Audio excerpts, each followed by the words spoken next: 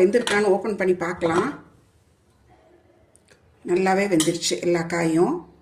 இப்போ அடுப்பை திரும்ப பற்ற வச்சுக்கலாம்.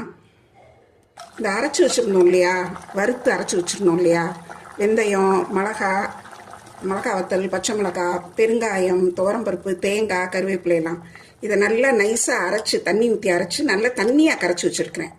ஏன்னா இதை அப்படியே போட்டால் அப்படியே இதில் சுடுற இதில் ஊற்றுனா கட்டி கட்டியாக ஆகிடும். அதனால் தீயை நல்லா லோ ஃப்ளேமாக வச்சுட்டு இந்த அரைச்சதை அப்படியே கொஞ்சம் கொஞ்சமாக ஊற்றி நல்லா கலந்து விட்டுறணும்.